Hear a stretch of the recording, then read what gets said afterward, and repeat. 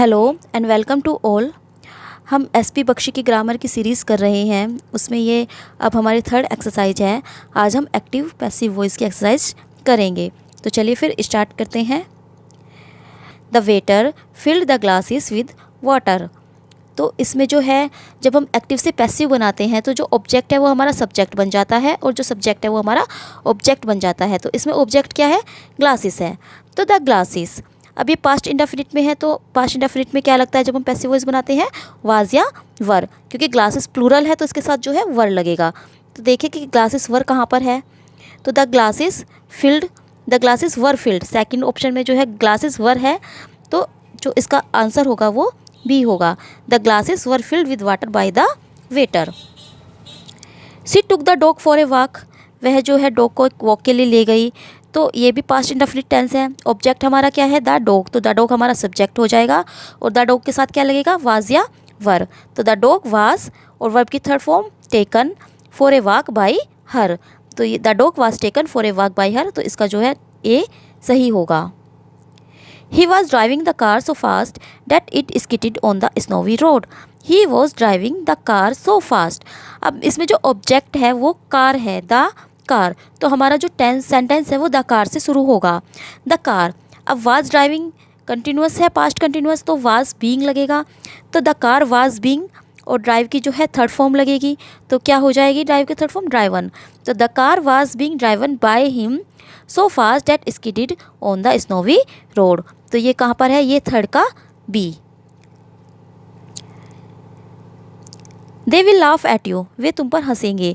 तो इसमें you object है, तो यू क्या हो जाएगा? सब्जेक्ट, और विल के साथ क्या लगता है जब हम एक्टिव से पैसिव बनाते हैं? तो विल बी। तो you will be laughed at by them, तो इसका आंसर होगा C, you will be laughed at by them. Then her face was bowed, then her face was bowed, तो ये जो है पैसिव वॉइस है, इसको हमें एक्टिव वॉइस बनाना है, क्योंकि इसमें वाज आया है तो इसका मतलब ये पास्ट इंडेफिनिट में बनेगा। तो इसमें जो हर फेस वाज बोव्ड, यानी कि उसने अपना चेहरा झुका लिया, उसके द्वारा अपना चेहरा जो है वो झुका लिया गया। तो हर है तो शी, यानी कि सी जो है वो हमारी सब्जेक्ट है। तो देन शी बोव्ड हर फेस, तब उसने अपना चेहरे को झुका लिया, तो इसका आंसर होगा 5 का C. 6, the wall had not been decorated by us, जो दीवारें हैं अब तक हमारे द्वारा डेकोरेट नहीं की गई हैं। तो इसमें क्या है? बाई अस, यानी कि अस जो हमारा सब्जेक्ट हो जाएगा, यानी कि वी, और हैड नॉट बीन को हम चेंज करेंगे had. We had not decorated the walls, तो we had not decorated the walls कहाँ पर है?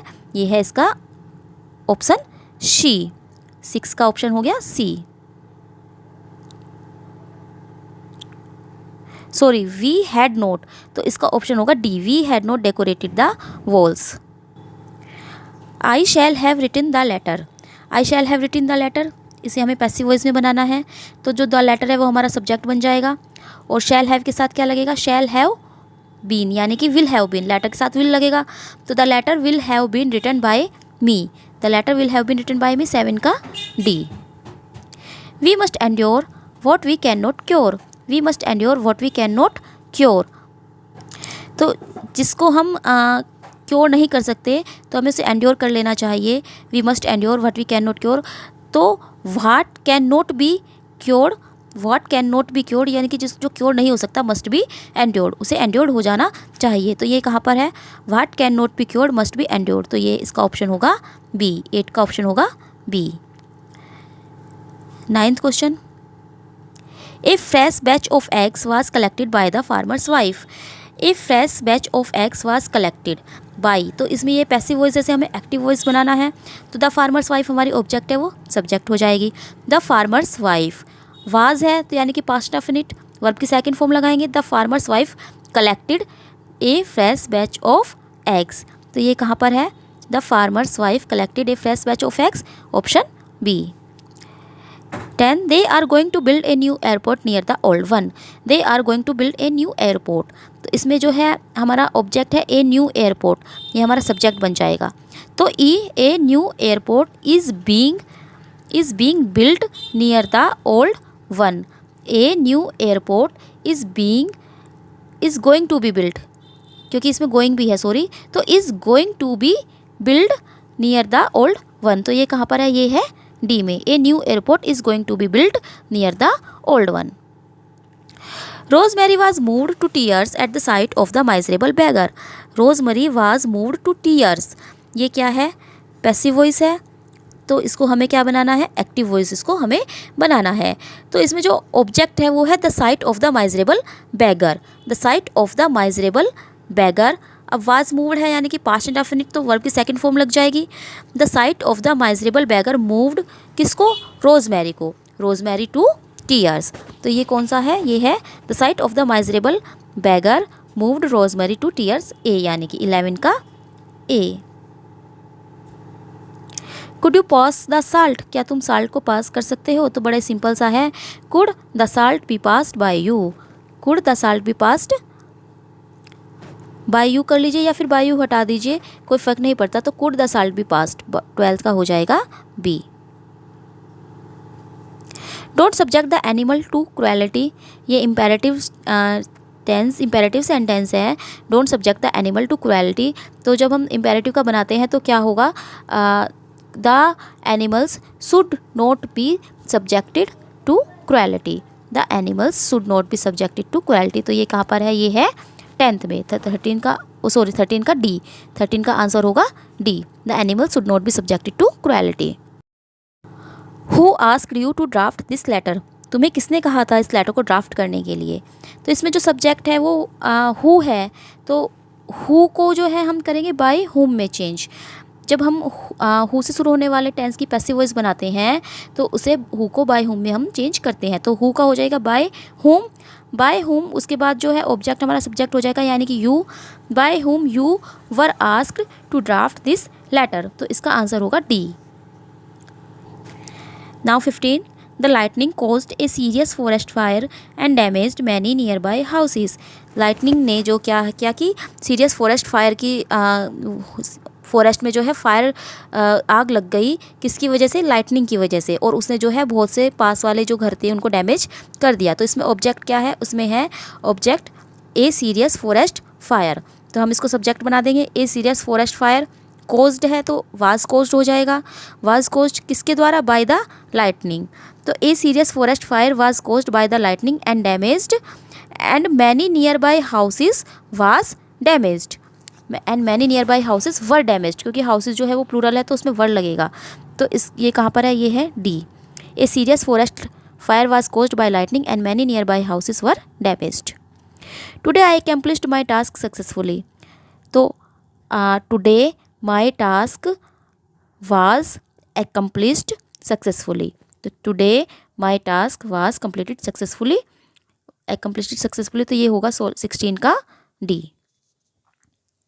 look they have painted the door, देखो उन्होंने डोर को पेंट कर दिया है, तो लुक तो सेम ही रहेगा और द डोर हमारा सब्जेक्ट बन जाएगा, तो look the door has, have का हैज़ बीन लग जाएगा, तो has been painted, look the door has been painted, तो इसका आंसर होगा सी।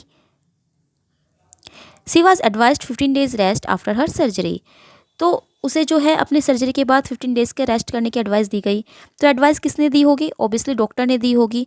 तो इससे जो हमारा ये जो हमारा ऑब्जेक्ट है ये हाइड है, तो इसको हम सब्जेक्ट बना देंगे the doctor, the doctor advised her, she का हर हो जाएगा, the doctor advised her 15 days rest after her surgery, तो ये इसका आंसर होगा सी सही।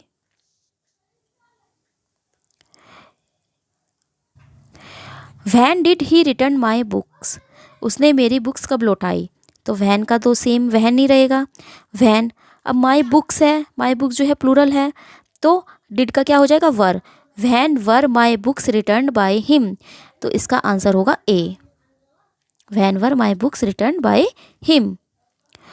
We had to stop all other work to complete our assignment, we had to stop all other work, हमें जो है दूसरे सारे कार्य स्टॉप करने पड़ेंगे अपना असाइनमेंट पूरा करने के लिए, तो इसमें ऑब्जेक्ट जो है वो है ऑल अदर वर्क, तो ऑल अदर वर्क, अब हैड टू आया है इसमें, तो हैड टू जहाँ पर आता है उसमें बी लग जाता है, had to be, had to या have to, has to, will to, shall to, am to, तो उसमें जो है सब में बी लगा देंगे हम बाद में, तो इसमें हो जाएगा all other work had to be stopped by us to complete our assignment, all other work had to be stopped by us, तो ये है सी, 20 का आंसर होगा C. Gandhi ji started the quit movement in 1942, quit India movement in 1942। Gandhi ji ने जो है quite India movement 1942 में start किया था। तो हमारा ऑब्जेक्ट क्या है, क्वाइट इंडिया मूवमेंट, हुई हमारा सब्जेक्ट हो जाएगा। Quit Indian movement was started by Gandhi ji in 1942। तो 21 का आंसर होगा सही ए। गगन Narang and Vijay won bronze medals in the London Olympics. Gagan Narang and Vijay won bronze medals. तो ब्रॉन्ज मेडल्स हमारा सब्जेक्ट बन जाएगा।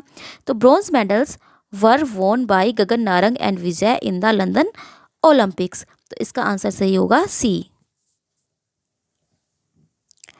The modern means of communication have made life so much easier.